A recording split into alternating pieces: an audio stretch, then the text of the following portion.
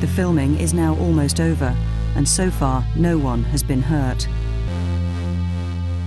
The logical thing was to come back to London with these large numbers of people on the, around the subways of the South Bank. But I really like the idea of repeating the handstand deliberately to reference Jump London, but then sort of shooting it so that you see, all the guys running through the foreground of the shot. And it's just that simple idea that there are, it's not just one person anymore. One of the lines in the proposal to Channel 4 was, he's back, and this time there's 100 people running behind him.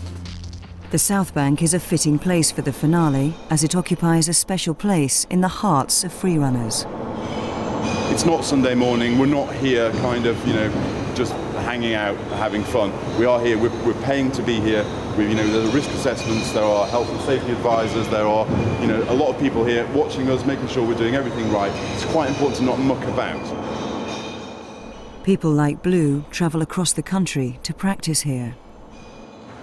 Most of the crew are from this area here, which is where they pretty much started training, and I don't know, it's kind of like a mecca in terms of free running spots around the UK. I've been to school today, I've arrived late, fashionably late, so I get all the handshakes when I arrive, Everyone's like, hey Kirby, we missed you. Then I feel a bit more like a celebrity.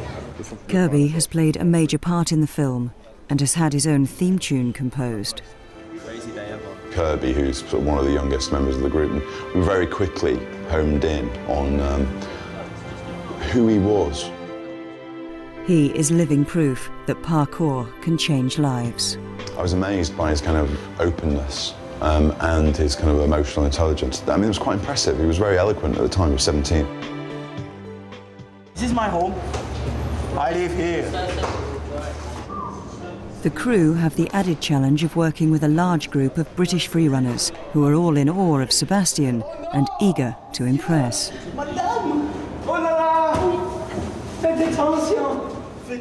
The first shot is a complicated scene involving 20 freerunners emerging from various places in a stairwell. One in the red. Going to be Sebastien and Co at the top, jumping off, jumping down. But in the same sequence, we're going to have some free runners running from the side. Same time, there's some guys Spider-Man crawling underneath to get out as well. We've all got to get the timing perfect. If we don't, then someone's going to land on us. It's going to hurt. Stop! Stop! Stop!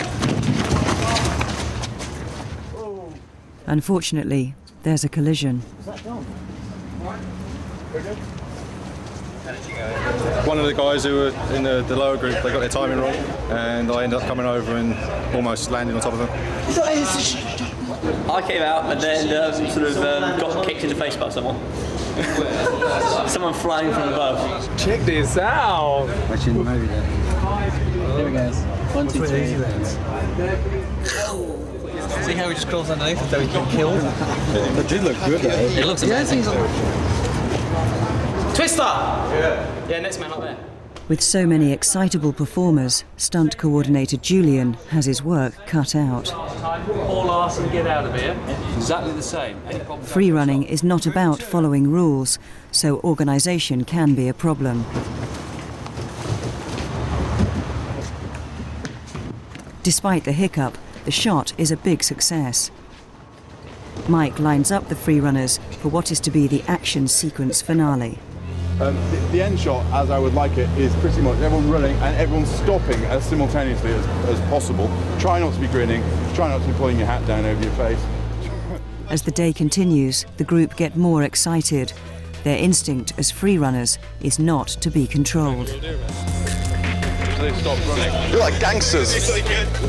Guys, I want to really get this done because I'm starving. Yeah. Yeah. And you're okay with the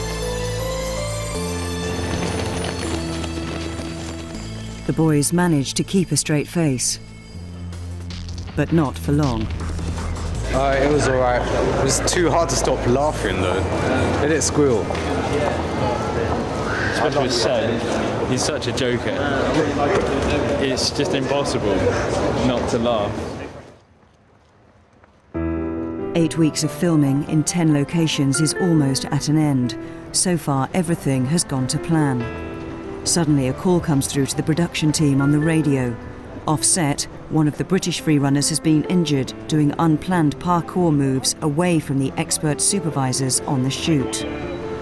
Basically what happened was Easy actually put his hands on a branch and wasn't too sure if it was slippy or not. Slipped in full flight, flew backwards and smashed his head on the concrete.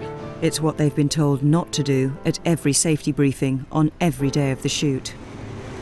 It's pretty nasty. You just went straight down and was like, making these noises. And he started going, and he was like gibbering out. Ambulance business. Scary. The injured freerunner is the leader of the urban free flow, Easy. It's the worst parkour accident anyone there has ever seen.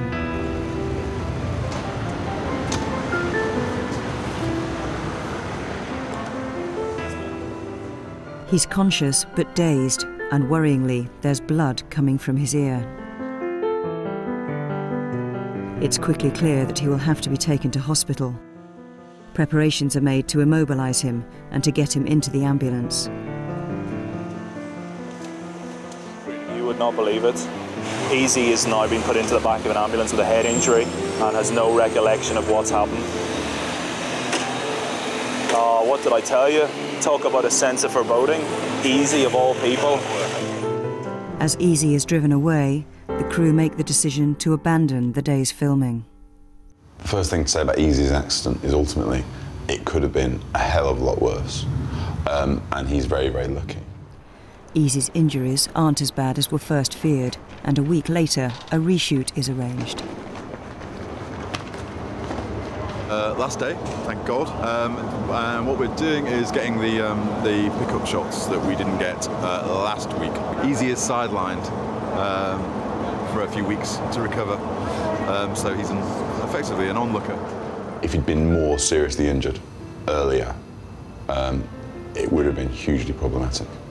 And I think regardless of how serious the injury would have been, I think he would have been really, really fed up because he pulled together this team in such a good way.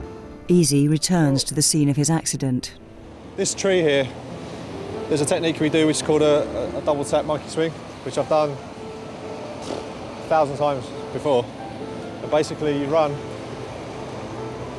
up to it, grab onto the branch there, and you swing and then let go and jump onto the next branch. For some reason, I didn't check the surface area. It had been raining that day, and obviously it was slippy, but I failed to realise that. I was swinging, and before I let go, my hand slipped, and I went like that. And I landed here somewhere. But like I said, I've done it thousands of times before, it's just that it was because it was slippy. But shit happens. Jerome and Sebastien head home to Paris.